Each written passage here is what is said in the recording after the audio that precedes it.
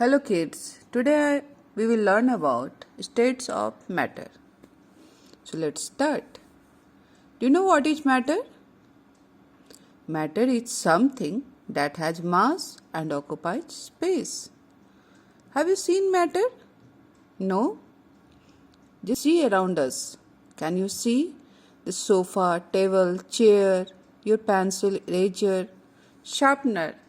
Whatever you can see, those are matter. It's why? Because they occupying their space. Just see, they are occupying a space in your house and they have mass. Now the matter is made up of. This is made up of particles. What are the particles? These are the smallest part of a matter. The particles of a matter are moving continuously. What they are doing? They are moving continuously. The particles of matter have a space between them. There is space between the matters. Particles of matter attract each other because of force of attraction. So, what particles are doing? They are attracting each other.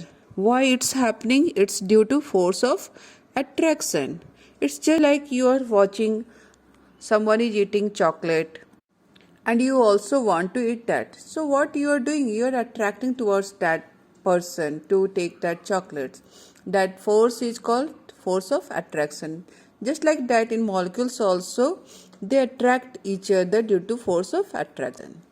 Now let's see what are the states of matter. States of matter means what are the different forms of matter. So there are 3 states of matter. How many? 3 states of matter. These are solid, liquid and gas. Now let us see what is solid. So solid has a definite shape. Solid has a definite shape. It has a definite volume also. So just see the pencil, eraser, sharpener. What it has? It has a definite shape. That's why we are saying it's a eraser, it's sharpener, it's pencil. Yeah? It has a definite volume also. Molecules in a solid are very tightly packed. Molecules in a solid are very tightly packed. That's why they are very strong. We cannot compress it. Can you compress your pencil? No. Because the molecules in this solid are very tightly packed. So you cannot compress it. Solids are heavy. Solids are heavy. Solids does not flow. You can't flow these solids. It can't flow because the molecules are very tight packed. So solids cannot flow. The best example of solid is a diamond. It's very hard and very tough. Now let us see liquid. So liquid, it has no definite shape as it takes the shape of its container. Does liquid has a definite shape? No. When you are pouring water or milk in a glass, so what's happening? It just look like a glass. If you are pouring it in a ball, it just look like a ball. So it has no definite shape. It just takes the shape of its container.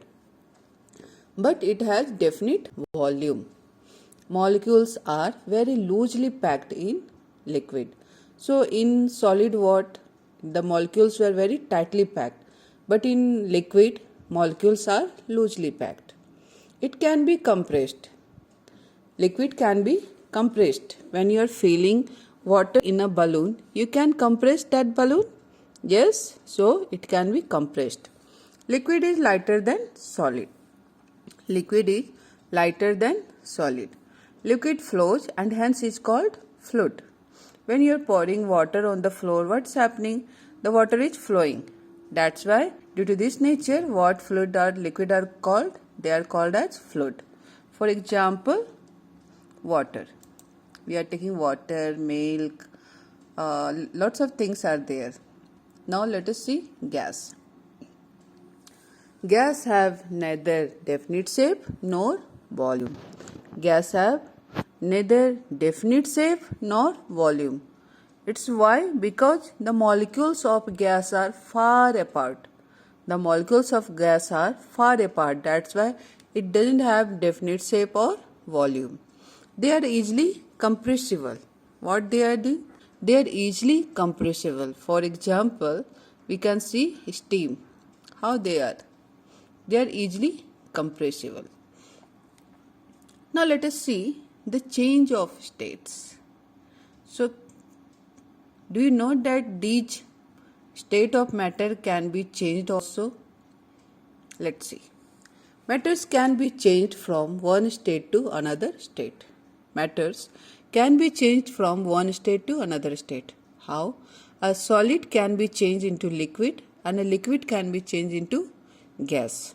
So, how it's happening? When you are heating a solid, just for example, just take a ice cube. When you are taking a ice cube, what is this ice cube? It's a solid. Just keep it in a sun. What's happening? This ice cube is melting and it become water, that is liquid. When you are keeping liquid for more time in sun, what's happening? The water is evaporating, that is it become gas. So the matters can be changed from one state to another state. Most of the metals which are solid turn into liquid on heating and turn into vapor on further heating. Now let us see the process of change of states of matter. Now in previous slide what we see that the states of matter can be changed. Now just see in detail, let us see in detail that how this process takes place which changes the states of matter. First is melting.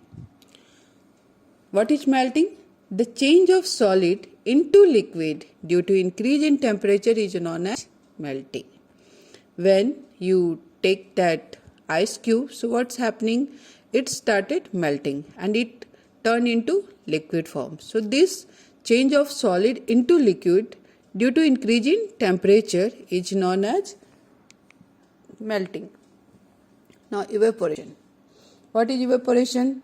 The process of change of liquid into vapor is called evaporation. So the process of change of liquid into vapor is called evaporation. When you are boiling water, so what's happening? That liquid is turning into vapor. This process is called evaporation. Now let's see condensation. The change of vapor into liquid because of decrease in temperature is called condensation. So what's happening in condensation? It is just reverse of evaporation. In evaporation we were boiling water and the liquid was turning into vapor. But what is happening here in condensation?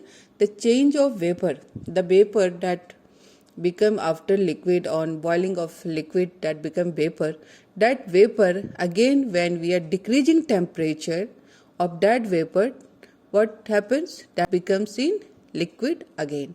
So the change of vapor into liquid because of decrease in temperature is called condensation. It is just reverse of evaporation. Now let us see the last one is the freezing. Last not least, it's a freezing. So the change of liquid into solid because of decrease in temperature is called freezing. What is freezing? The change of liquid into solid because of decrease in temperature is called freezing. So when you are taking water, you are just putting water in refrigerator. Okay. So what's happening? After some times you are getting that water becomes ice cube. Okay. So what's happening? That change of liquid into solid. You put water but it becomes solid. It became ice cube. Why? It's because of decrease in temperature, because the room temperature is high and the refrigerated temperature is very low. So this process, the change of liquid into solid because of decrease in temperature is called freezing. What it's called? It's called freezing. That's why you are saying your refrigerator also fridge. What you are saying? Fridge. Now let us see. We will review once again what we read. Now we will review once again. So, what is solid? Solid have a definite shape. It have definite size and volume. It's negligible compressible. It's negligible. Compressibility is negligible. Solid cannot flow. The particles of solid do not move freely. The force of attraction between the particles is the maximum. Force of attraction between the particles is the maximum. But in liquid, what's happening? It do not have a definite shape. They take the shape of the container. We read in the previous slide, it have definite volume, but it has definite volume. It is slightly compressible and liquid can flow. We know that's why liquid is called as fluid. Particles move freely but are confined within a boundary. In liquid, particles move freely but are confined within a boundary. The force of attraction between the particles is less than that in solids but is more than in gas. So, the force of attraction between the particles is maximum in solid and bit minimum in liquid, but it's maximum than gas. Okay. Now in gas, it do not have a definite shape. They take the shape of the container. Gas have no definite shape. They take the shape of the container.